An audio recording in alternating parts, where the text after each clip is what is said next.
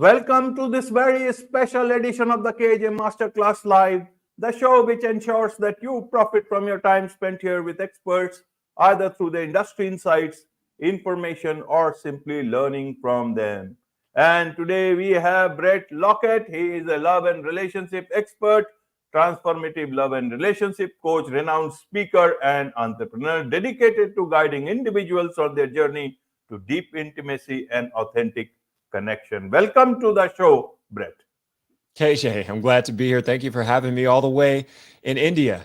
It's a pleasure to be You here. are absolutely welcome to the show, Bret. Welcome to India in this online form. And I'm sure not just in India, but a lot of people across the globe will benefit from what we are going to talk about. We'll be talking about love and relationships, which is so much required. Love is so much required, and great relationship is much more needed, especially in today's time. So, but my first question is to understand, Bret, you were an NFL athlete. There it's much more competitive and all. I want to understand about your transformation first from becoming from an athlete to becoming a transformative love and relationship coach. That's a long journey. I don't know if we have enough time for the full story, but I'll try to keep it short and sweet.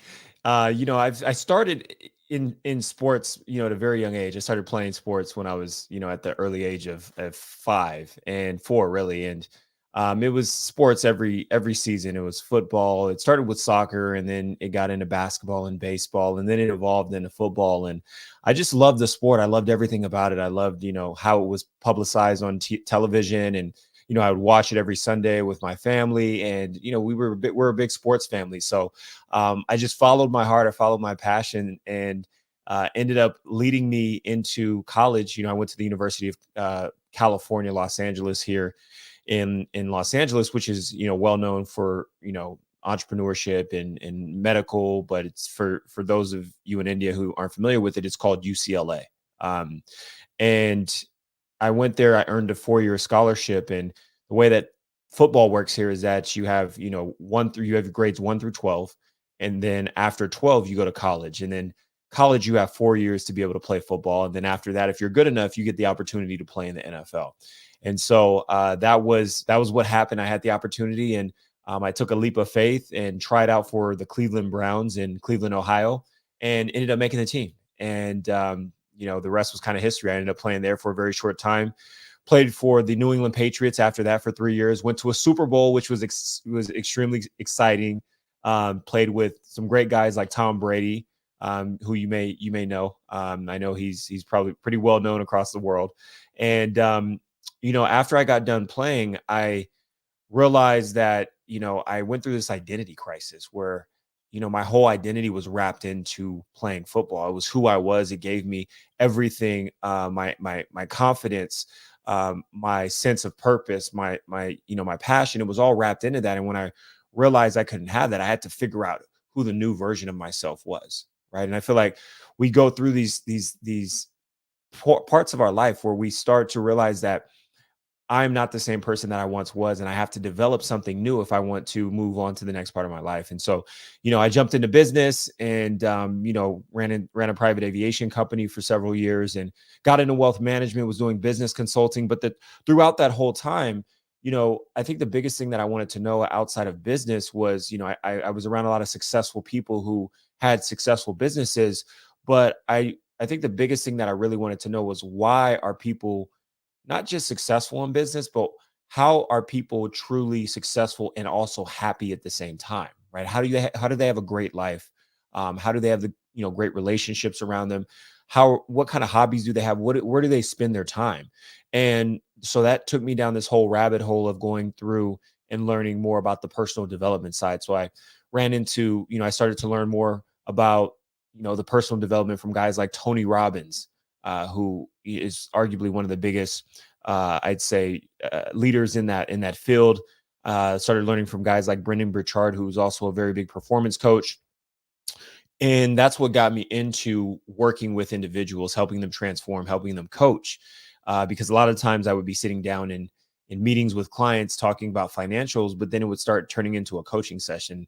And so I started to realize my passion was on helping people transform into the next version and the highest version of themselves. So I know that was a long-winded answer, but I kind of moved through it pretty quickly as much as I could for the sake of time.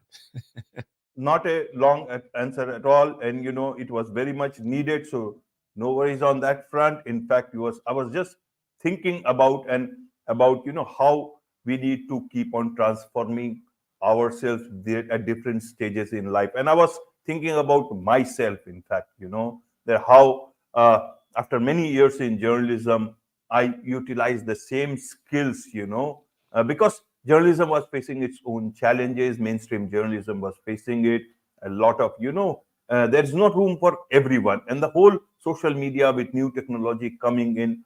How do you use the same skills, same your education, your understanding of different things, and create a new thing for yourself? So that's the way I came into podcasting, and it gave me a new perspective where I can, you're not only able to uh, get stories in a much more clearer form, which the traditional media will not allow.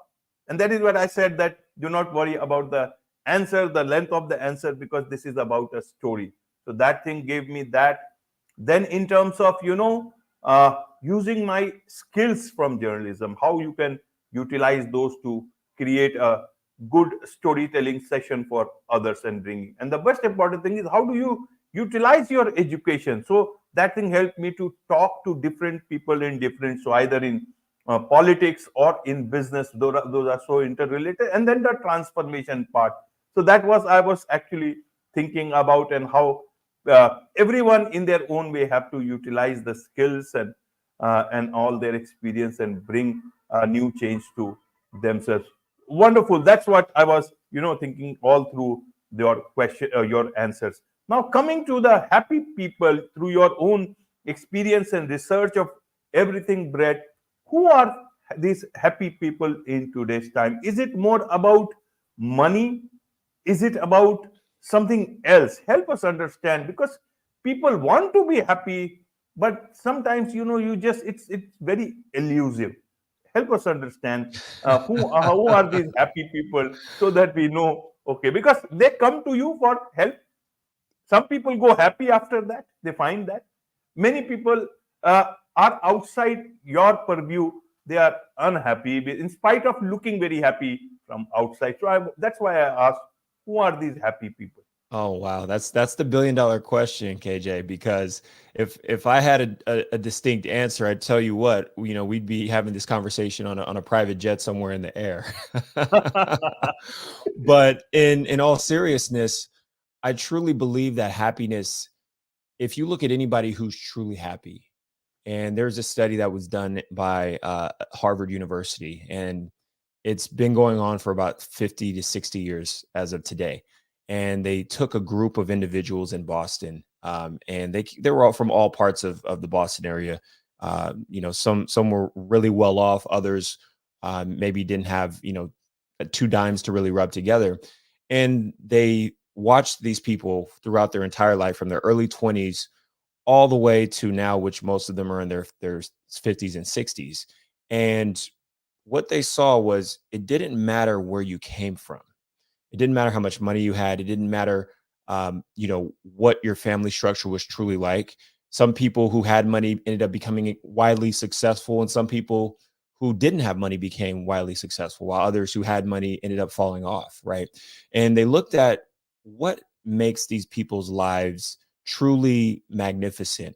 And when they really started to look at it, the people, when they were in their 50s and 60s, the people who had the greatest relationships were the happiest. The greatest relationship with their mother, their father, their siblings, their spouse, their children, right? Those were the people who exuded a lust for life, who wanted to, were giving and loving and wanted to help and support others. And so when you really look at the big picture, happiness truly starts within. But in order to truly have happiness, you have to be able to have great relationships with the people who are in your life. And really, your life is based on relationships. There's there's no way to really live a fulfilling life alone. I mean, you can do it, but it can be a miserable life by yourself. And I truly believe when I look at some of the happiest people, whether they're in business or otherwise, their relationships with the people in their lives are significant.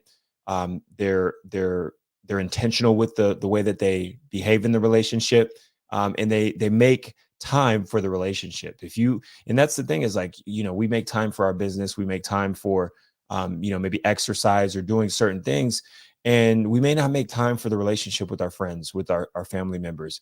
And that's where you start to see the unhappiness come in, when I'm not truly happy with myself because I'm feeling a certain way, because I'm not showing up for the people in my life I need to show up with. Right, right, Brett. Wonderfully said. Now, in terms of relationships, love and relationships, it's such a big thing in today's time. How do I make sure that I am having the right sort of relationships in today's time? Hmm. Many a times you try your best and still you end up being unhappy. Relationship, how should people look at? Is it a two-way street or is it one-way street? Hmm. Because I can try my best to be very good in every relationship. How do I ensure that others are also thinking like me? It's Ah, everywhere. yeah, Help us. you're knocking at the door here on some really wide topics that I think a lot of people truly want to understand, but it's a very difficult dynamic to understand, because when you're in a relationship with someone else, it's almost as if they can do whatever they want to do, and you have to allow them to do that. And when I say that, people can behave however they want in a relationship. And it's up to you to allow them to show who they really are, and for you to discern, use your own wisdom and intuition to understand whether they're the right person for you. Now, I will say this, and I jumped ahead and I'll go back right now, because every relationship is a reflection of who you are as an individual. All the relationships around you, not just your significant other or a personal relationship, but all the relationships, the person you meet at the grocery store, the supermarket, the person you meet walking to work, or at a bus stop. All of these people are a reflection of who you are. So how you treat other people is exactly what you see inside yourself. So when I'm in a relationship, first and foremost, the universe brings relationships to you for one thing: to learn a lesson. And until you learn that lesson, the relationship keeps coming back in different forms. So you may say, all right, I'm done with this person. I'm fed up with whatever it is. Maybe they're not, they're not giving you enough respect, or you may not feel valued, or they're not communicating, whatever it is. But the moment that you decide to leave the relationship prematurely, before you've actually worked through it all, it just pops up in a different way, and you have to deal with the same challenge, right? So when you say how excuse me, how do you act in a relationship? Well, the first thing that I have to ask you is, how do you act with yourself? Do you truly 100% love who you are? When you look into the mirror, is there something that you want to change? Or do you look in that mirror and you say, I love you, I'm proud of you, I'm proud of everything that you've gone through, I'm proud of how you show up, and I know that you're worthy of love. And that's the next thing, is that most people aren't able to actually love, because they don't actually feel that they are worth being loved. And that comes down to loving yourself, right? So it becomes very challenging to be in any relationship and bring 100% of who you are without truly loving yourself. And that's the question that you really have to ask yourself. And once you start loving yourself, it becomes very easy to love other people. And when I say love, I'm talking about unconditional love. I'm not talking about love that wavers, or, you did this, you did that, now I don't love you. It's like, no, I love you for you. And it should carry through all people, not just a romantic relationship. It should be, KJ, I love you because you're human, because you showed up, because you go through all the same things that I go through, and I'm proud of you, because I know it's not easy showing up every day. I know you got to go through trials and tribulations, but somehow you made it here today, and you were able to, pull this podcast together. You were able to create something beautiful for the world to see, to change the world, right? So I love you just for that, right? But my love for you is not going to change if you change anything of what you do and who you are, because I know who you are. You're pure love, you're pure genius, you're pure magic. And that's how I approach all people in how I approach all relationships, right? So it starts truly with understanding this vibration of unconditional love and embodying that, being a true essence of what that is, and then seeing how that matriculates, how it expands in your conscious, in your conscious life. Right, Brett. Let's look at it this way. You talk about unconditional love, and then you talked about that if you love someone, these people, then they can treat you the way they want to in a positive manner. Right. Now, in today's time, the atmosphere has become such that there is more talk of self love. So, how do you talk about self love and loving others unconditionally? Secondly, a lot of talk is about boundary setting in everything. Mhm. How do you calibrate unconditional love with boundary setting and ensuring that you don't restrict them the way they want to love you? Or is Mhm. it all, it has to be a much more, you can say, uh, a sanitized environment for love and relationship? This is such a unique question. I usually say this, and it kind of excuse me, it holds true across all platforms, is that self-love and love are one and the same.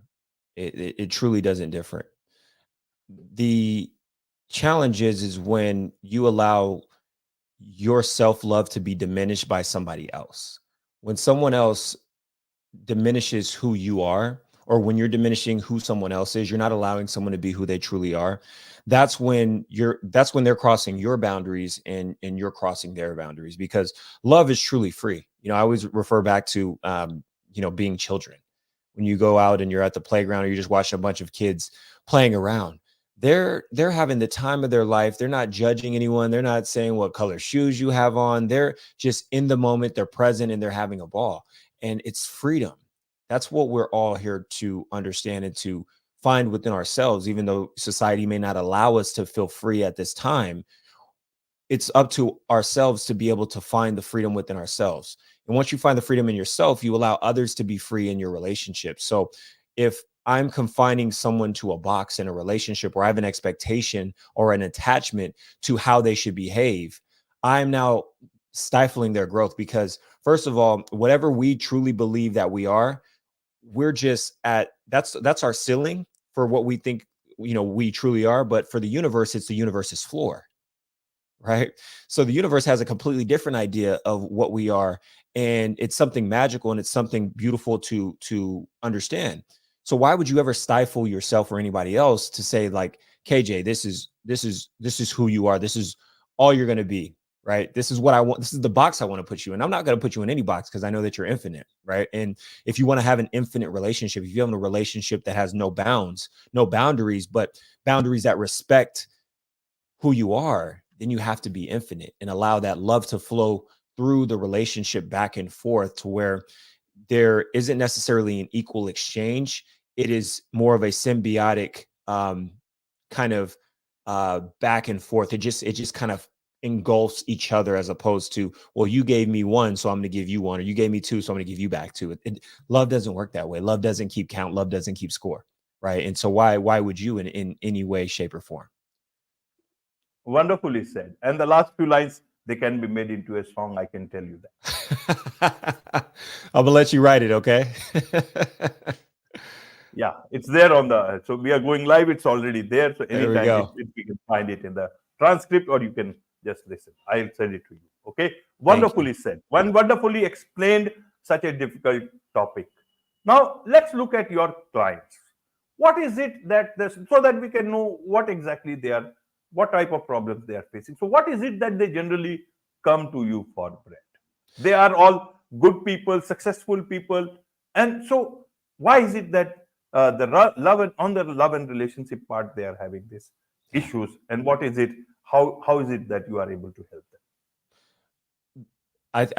I truly believe that we all have this greater need to expand and understand ourselves, And in order to be able to be in a better relationship or to find the relationship that we're looking for. And a lot of times, usually I work with a lot of women and they don't have the answers. They may not have a perspective from a man, and they want to either understand themselves as to why they're in their situation, or they want to understand their spouse or their partner a little bit better. And so the biggest thing that they come to me for is clarity, right? Clarity on who they are, clarity on what they want.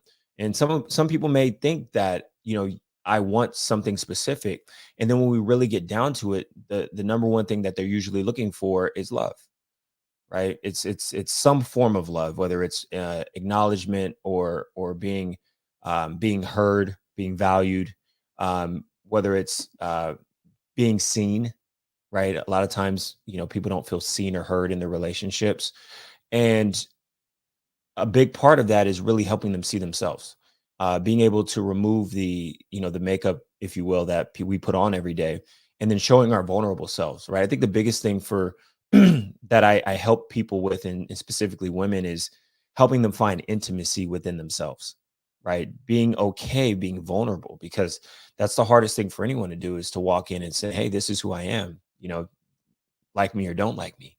A lot of people don't have that show, because we've been developed to, we want everybody to like us. And if you don't, if you're not developed, that was a very, primordial stage of humanity, which is, thousands of years ago, where if you were in a tribe and you were, in the wild, if someone didn't like you, you were outcasted and you didn't have a great chance of surviving. Today, that's very different. Most people can survive outside of a community, but even though communities make you, much more stronger. So that's such a something in our brain that we're kind of hardwired to think that, hey, if I don't fit in with the group, I won't survive. And I have to show people that that's not the case anymore. I have to show people that it is okay to show up as authentically you than you ever have before, because no one in the world needs another you. As much as I love you, KJ, we don't need another, we don't need another you, Absolutely. right? And as much as I love myself, we don't need another Bret, right? We need you to show up the way that you need to show up, so that you can create your genius in the world and inspire others to do the same. And so when people come to me, they come to me for all sorts of issues, challenges, behaviors, so on and so forth. And my job is to really take that and transmute it into a beautiful energy to help them understand why they're here, more of who they are, and then truly what it is that they're here to do. And if I can do those three things at a very, very high level, I feel like, what I do is worth it. And if I don't, it's okay too, because everything I think is small baby steps. I look at my journey and how I got to where I'm at, and it wasn't this gigantic leap. It wasn't we go from, A, B, C, it takes time. Everything that's great takes time. Being a professional athlete took time. I was great at great, I had a great start. I had a great family that taught me, how to play sports, and it was innate in me, but it took me a lot of time to develop that at a very high level. And so, you don't realize how many hours you have to put into journalism to become a great writer, right? You don't have to, how much time is required to be able to formulate a story, to be able to pull different parts of that story from the conclusion to, wrapping the story back around to the beginning. It all takes time and experience. And if you haven't given yourself that time and experience, it becomes challenging to really be great at anything. And so the biggest thing that I want people to understand is that the biggest thing you have to do is get out of your own way. And the first step to doing that is to stop being afraid of taking the next step. And when you close your eyes and you meditate, or you're doing whatever you're doing, going to bed, there's always something that's itching at you. It's saying that you should have did this today, or maybe you should have treated this person differently. And when you're hearing those things, it's usually the universe's way of kind of recorrecting you before you go into the next day. And if you listen loud or quietly enough, you'll hear these subtle whispers that allow you to really start taking some of this in and creating more into the world, giving more into the world, being more into the world. And when you do that, you create magic, and we're all magical. Wonderful. Wonderful. Well said. I'm very impressed by the way you have put things, your Brett. It's very nice. Now, let me understand it, in terms of you blend ancient wisdom with modern techniques such as gene keys and NLP. So, what is this ancient wisdom that you actually bring into modern relationships? Help us understand. It's all connected. And when I say it's all connected, it's connected throughout different religions. We have ancient Greece and ancient Egypt, and we have alchemy that came out of those two beautiful places. And we have Hinduism and Vedic astrology that's come out of India, and Taoism that's come out of China. Right? We have Western astrology that's developed from Vedic astrology. So it's all connected. We have the Chinese I Ching, which is what Gene Keys is built off of, as well as astrology.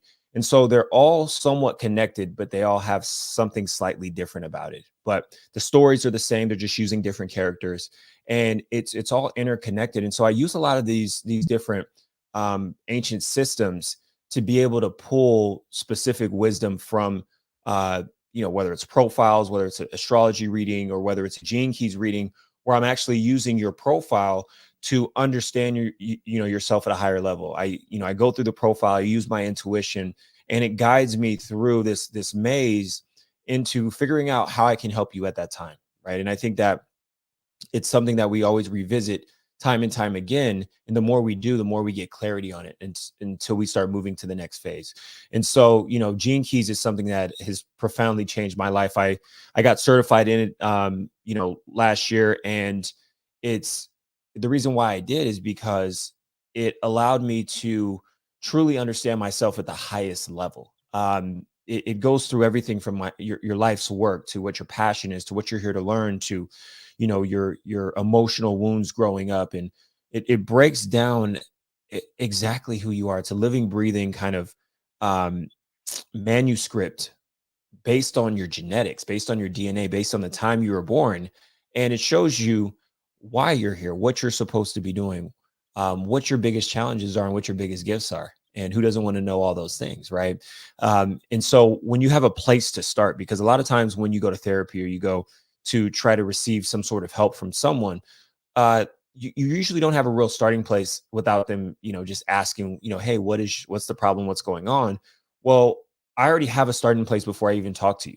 I know exactly why you're doing the things that you're doing. And so when I talk to you, I'm listening, but I'm also, my mind's working through the chart, because I already looked at your chart. I'm like, okay, this is why she's dealing with this, or this is why he's dealing with that. And it helps me connect things at a much higher level.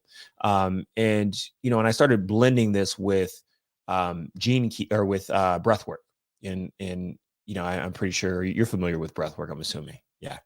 Right. And breath work it transformed my life, and I got certified in that a while back as well. And I use these two modalities to really be able to move through energy, because everything is energy, as you know. And when things are stagnant in the body, it holds on to certain places. And if I can move that energy through, and I can allow you to open up and break through, it allows you to become more vulnerable in sharing details, and being able to open up certain parts of who you are. So it, both of them together are extremely effective. However, both of them separately are extremely effective. I've laid on a yoga mat, and lo- you know went through all types of transformations, letting go of exes, and going through letting go of things that happened in my childhood. Breath work is absolutely phenomenal, and if you've never done it, I highly recommend doing it.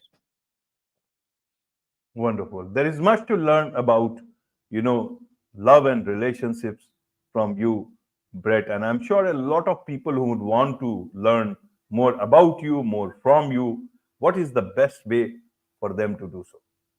Best way to find me is on Instagram. I'm extremely active. I love my community. I love the people who share the same love for loving people, and wanting to support others in their growth, and what it is that they're creating in life, and just helping one another. We're all here to truly just push each other up. If I take you, KJ, and I push you up, and you take me, and you keep elevating me, eventually we're just going to keep growing, and getting closer and closer to who we're supposed to be. So Instagram's the best way. And if you have any other questions, you can go to my website, which is just my first and last name, BretLockett.com.